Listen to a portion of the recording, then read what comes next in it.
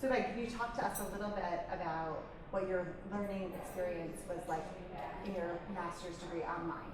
My learning experience was wonderful. I felt challenged by the course material. I also felt very supported by both faculty and students. It was a wonderful experience where I was able to broaden my knowledge and also able to make a lot of personal connections that I keep with me to this day with faculty and with fellow students. It's so great to see you here at a conference, and I love that your relationship with Heber College continues even as an alum. Can you talk a little bit more about the student relationships that you felt you created online? It's pretty incredible to see those relationships go through several iterations. I'll meet someone virtually in one class, and then I'll see them in another semester or another class down the road, and we'll pick up right where we left off, and we'll base our relationship on the work that we've done together before. We have great conversations in the forums and our message boards. We'll collaborate on some work perhaps, and I still do keep in touch again with a lot of students who were in my program and are still in the program. So the online coursework has really helped me to broaden my network of Jewish professionals, which has been a wonderful fringe benefit to the program. How did the program change or impact your outlook on Jewish education, your philosophy? It showed me that Jewish education is not a monolith by any means. As an educator and in my own educational practice, I found more and more that there is no one specific way or one specific right way to do something or to teach something. I'll teach one lesson 3 or 4 different ways depending on who I'm teaching to, or learning styles, or where students' interests lie.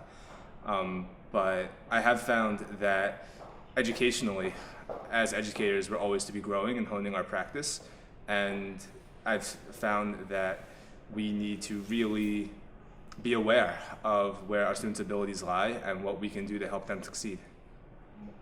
Is the picture okay? You getting people in the background? No, that's good. This is good. It's good what we're saying. Okay, I was worried about the reflection. I mean, Okay.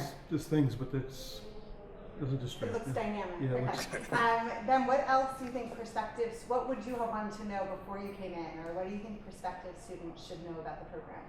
I think prospective students should know that if they take part in the program at Hebrew College, that they'll be challenged but supported. Coursework, like any graduate program worth its rigor, is demanding at times, but at the same time, there are the tools to help you succeed. Professors are always available, either online or in person if you are close, for support. Fellow students are always willing to help out and spitball ideas that you might have, always willing to be supportive of something that you might say in the forum, online. It's important to know that that support is always there, and you will come out of the program being challenged, but in a very healthy and very good way. Okay. Great. Thanks. How does it look? Looks beautiful. Good. Great background. Too. Good.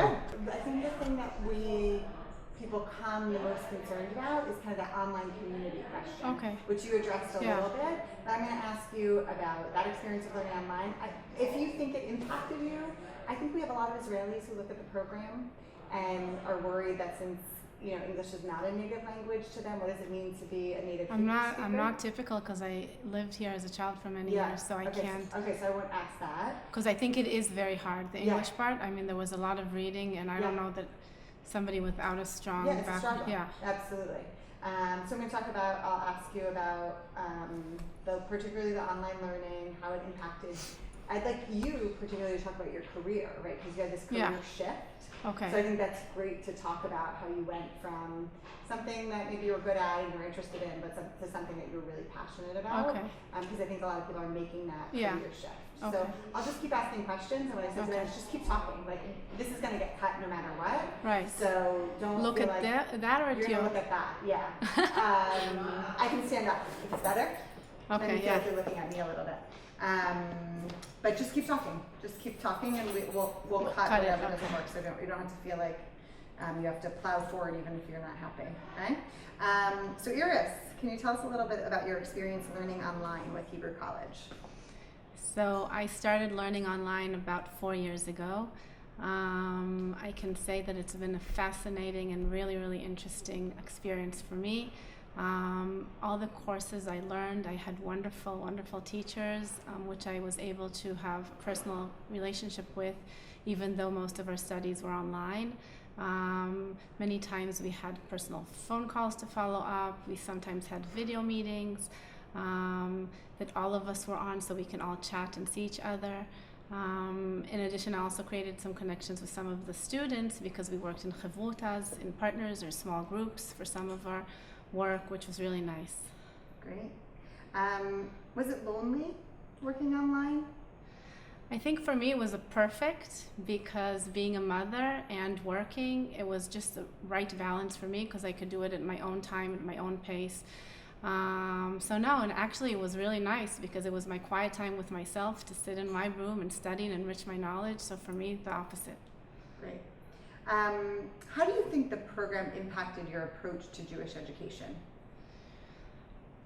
I think it completely changed because growing up as a secular Israeli, my knowledge in Judaics was very limited because, just growing up in Israel, you're Jewish just by being there. You don't need to know much. And here, everything I learned was deeper, and I really learned everything that's behind all of the things that are trivial to us, like all the mitzvot, why we do them, when we do them, what are the resources for them. So it really enriched me in the Judaic aspect. Can you tell us a little bit about what you did before you became a Jewish educator? So I studied law in Israel, and I worked as a lawyer in Israel for 3 years before we came here. And when we came here, I didn't pursue it because I came with 2 very small children and just chose to be with them for a little bit. Then slowly, as they grew up and got into the Jewish education systems, I really, really fell in love with schools and started volunteering there. I started working, helping the Hebrew teachers. I started working at the library. And after a few years of that, I said, this is something I really want to be part of. So I decided to start working at our school. And in parallel with that, I wanted to enrich my knowledge. So I approached the Hebrew College and decided to do the Master's in Jewish Education. What was it like working and also doing the graduate work? And also raising your family. Yeah. The biggest struggle of this whole program for me personally was the time. Because to balance between the work, which was only part-time, and the amount of hours that I gave to my studies and, of course, home, was challenging at times. But the teachers were always very accommodating, and if I didn't manage to do something, in a specific time that was required, it was always okay and very understanding. So it's doable. It's really, really doable. Great.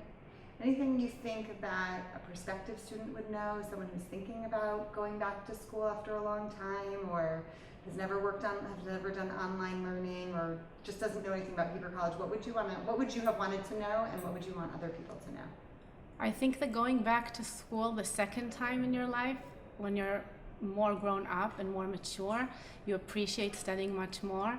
And it's not just part of your path. You do it because you finish high school and you just go to college. This is something you really want, you're really passionate about, so you really put the time and dedication. And for me, it was a great, great experience. Great. Perfect. Thank you so much, Iris. Okay. Aren't they Great. good?